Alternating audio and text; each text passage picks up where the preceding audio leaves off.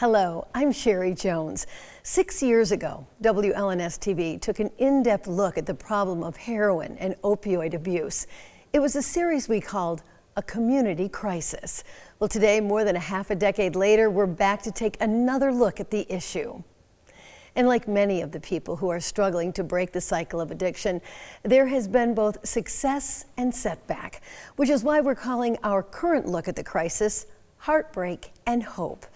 We'll take a look at the problem from various angles, including prevention, education, and recovery. And we'll talk to everyone from experts to people who know the pain of addiction firsthand. In fact, that's where we begin tonight, looking back at two people profoundly affected by addiction and where they are now.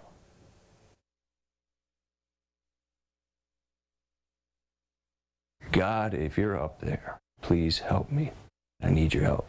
6 years ago, Kalen Kofelt sat down with 6 News. With 2 years of sobriety under his belt, he walked us through how he became addicted to heroin. It started with a prescription for opioids to numb the pain from 2 knee surgeries. But when that habit became too expensive, he sought a cheaper high with heroin.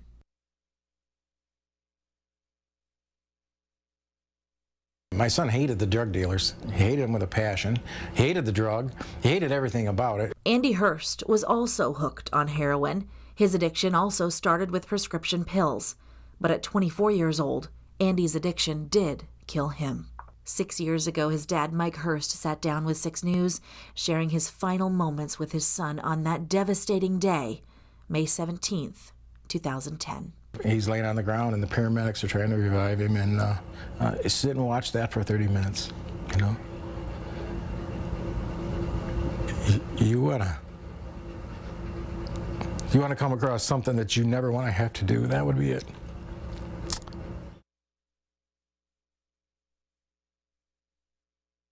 I wanted something else. I wanted life, joy, happiness. That's what I wanted. And today, that's what Kalen has. Now 8 years sober, with a loving wife, a home, a dog, a budding career, and big plans for his future. I want to thank God first and foremost, but I truly believe that, you know, my family has a lot to do with this as well. Every time I fell, they were there to pick me up. Kalen takes his recovery day by day. Terrified to go back to the dark times, he looks ahead, cautiously planning out his days, staying far away from highly addictive behaviors and dangerous substances and the people who use them, and close to those helping to keep him clean. Mike Hurst is among them.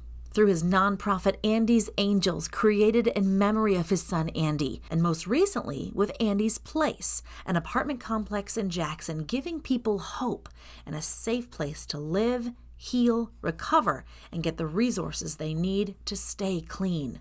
Something Hurst and his family tried so hard to do for Andy. One of the last conversations I ever had with him, he goes, "Dad, I just don't have a purpose in life. I'm just a burden on the family, I'm a burden on you." And he died 3 days later. And so when I saw this, you know, what we've accomplished because of his death, and I saw this building go up, I said, wow, I think we know what his purpose was. It's pretty big. I couldn't imagine a life without the drugs. It was hard to just see beyond that what being clean looked like, let alone, you know, having a great career and a successful marriage. And you know, these things are a blessing. When we're fighting to stay sober, that you have to nurture like a kindling of a fire, right?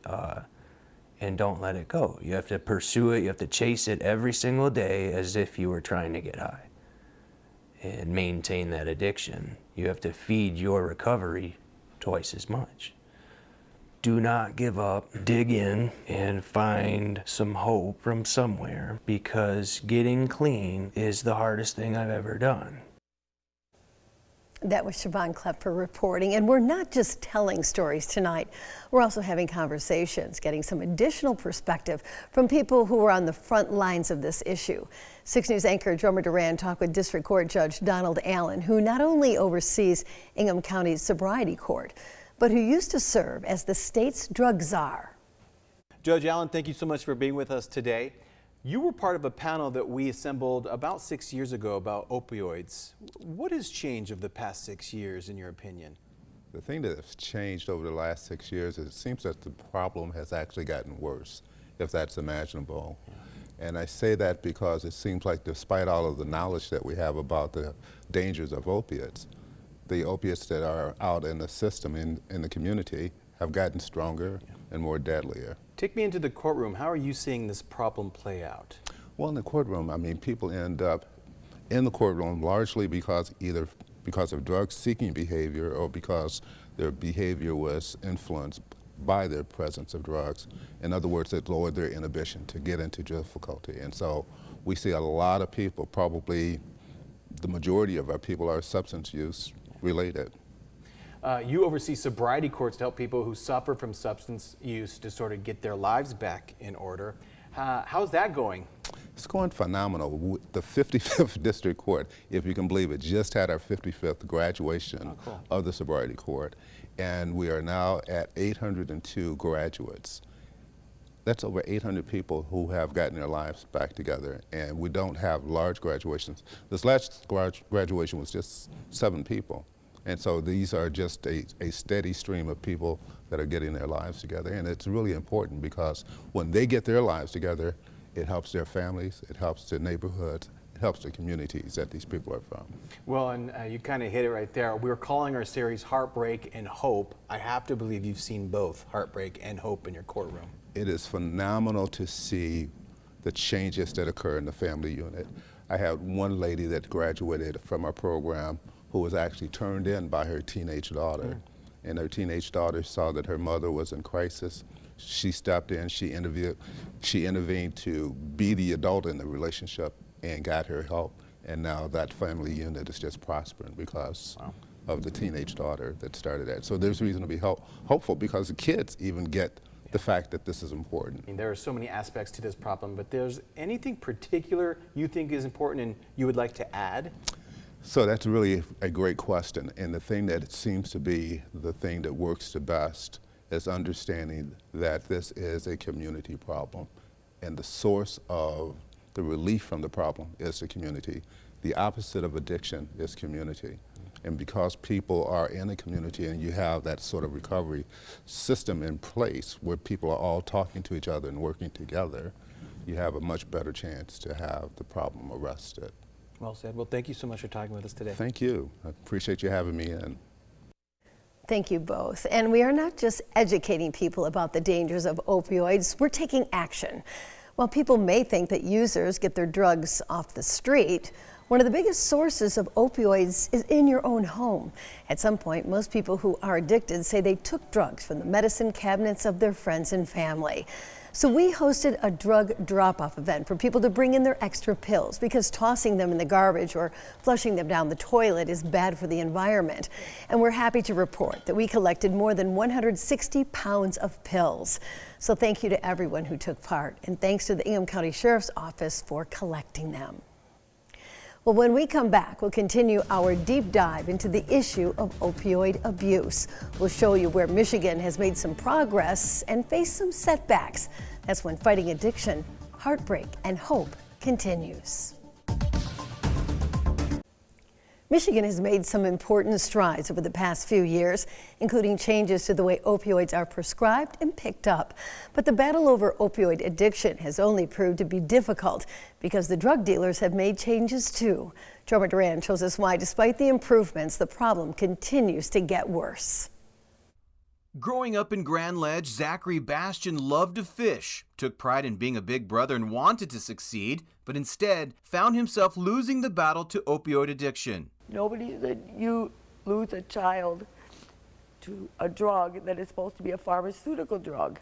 But that's what happened. Zachary OD'd, a fate his mother, Lori Bastian, still can't believe. Your heart shatters. and then it turns into dust.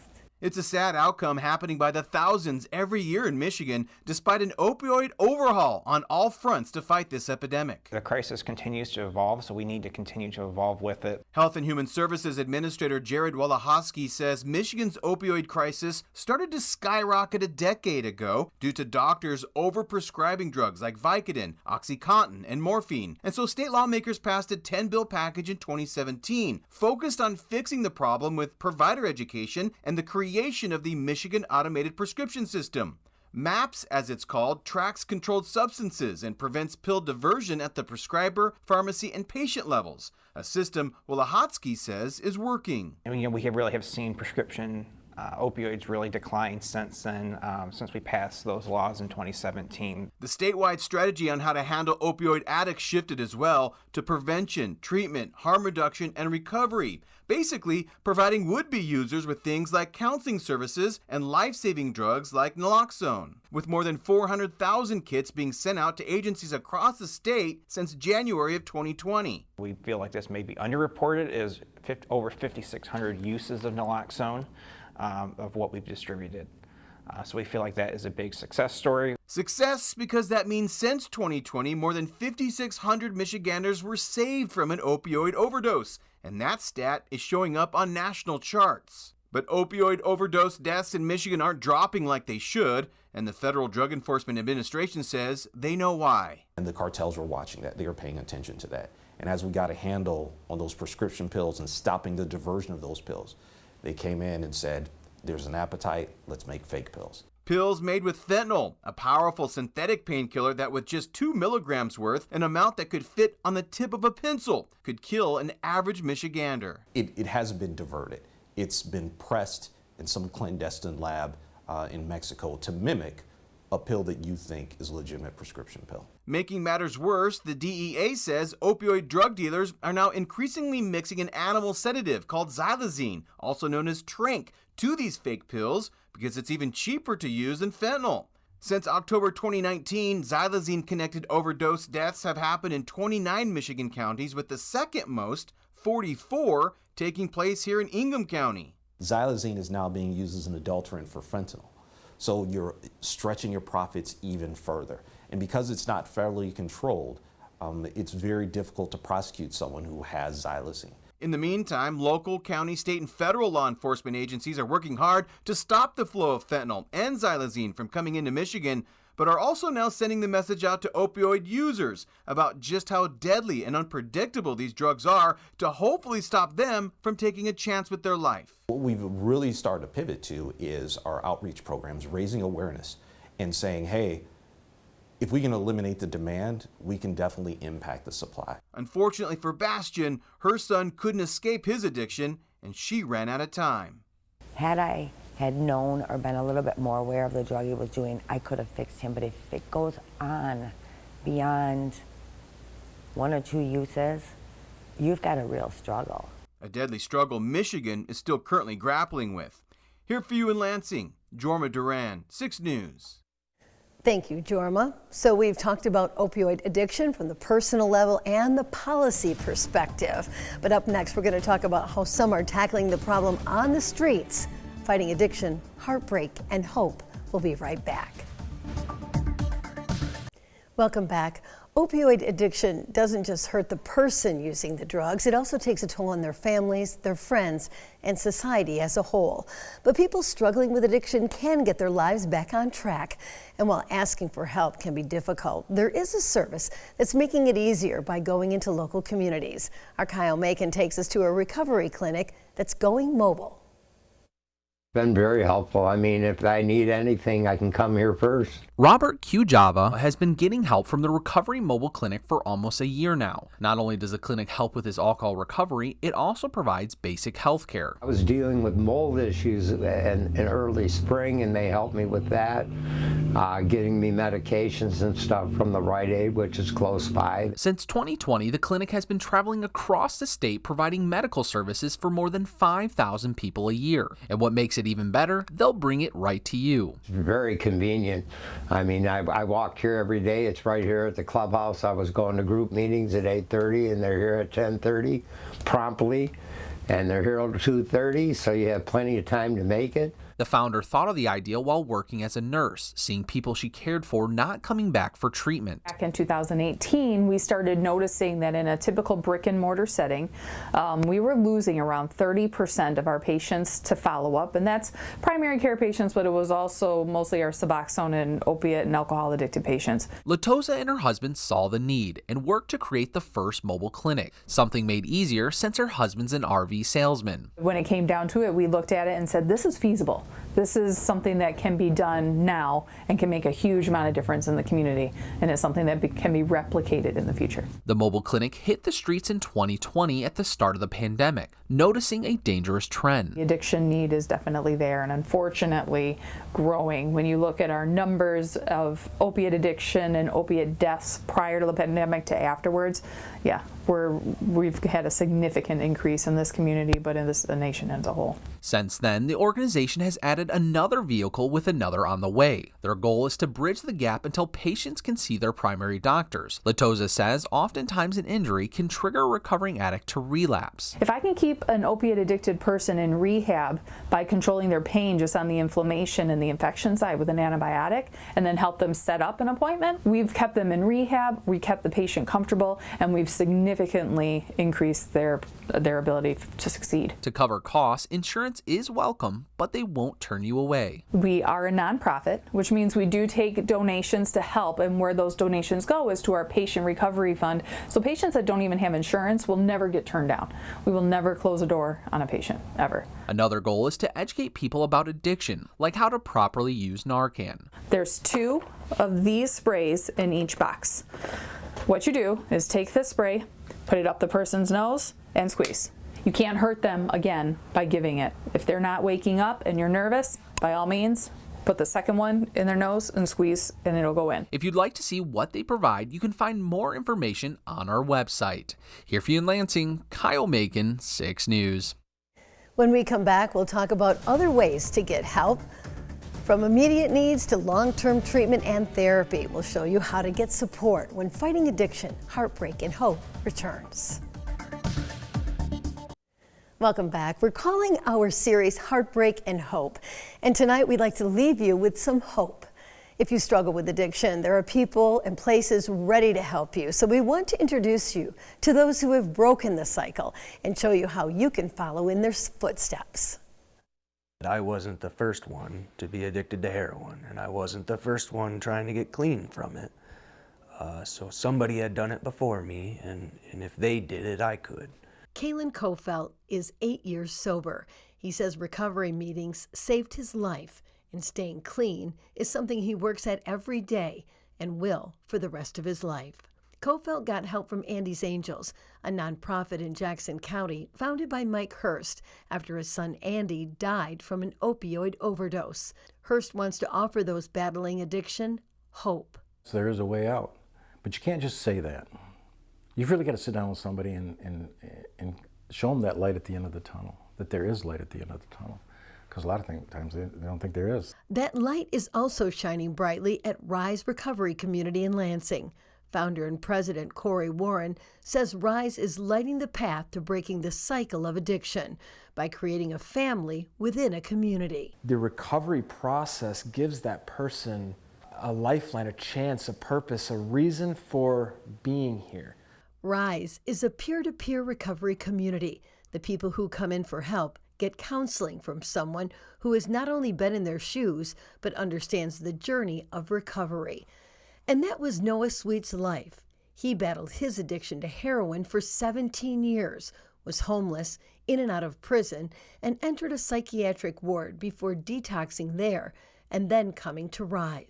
After working with his own peer recovery coach for months, he graduated from the 5-phase program and was hired as staff. I never thought this day would come to where I would be sober, I would have a decent life, I wouldn't be in prison for another extended amount of time. Both Noah and Kalen say anyone on the road to sobriety knows they have to feed their recovery twice, if not 10 times as much as they did their addiction. But breaking free is possible. The person struggling with substance use disorder has to want it. But some people say you can't chase them down to get them help. But Corey from Rise feels differently. Had my mom thought like that, I might be dead right now. I don't know that I agree with that. If it's somebody that I love, it's my son or my daughter, and they're out there, I'm in my truck and I'm driving around until I find you. And whenever I do find you, I'm gonna try everything in my power to, every single night if I have to, over and over and over, because at some point, there's gonna be a 5-minute window where that person wants help.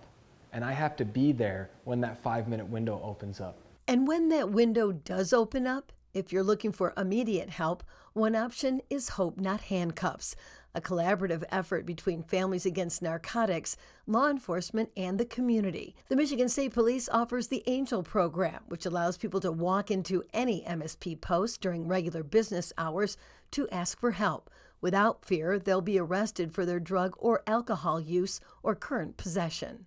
Pine Rest Christian Mental Health Services is another option. With just one call, you will set up a meeting with a therapist who will guide you through the process to determine whether you need to stay 24/7 to be medically monitored in a detox or residential program. And there's always Community Mental Health of Clinton, Eaton, and Ingham counties, which offers detox services in the Recovery Center or residential services in the House of Commons. Rise also guides people who want to achieve freedom from addiction, and they will bring you into one of their 9 houses or connect you with residential treatment centers that have immediate availability. You have to just make a choice, and that choice is to love yourself. Love yourself enough to stop. It's the hardest thing I've ever done, but it's worth it. It's absolutely worth it. We hope this has encouraged you to reach out for help if you or your loved one needs it. Resources are available on our website at WLNS.com. It's just one more way that 6 News is here for you. Thanks for watching.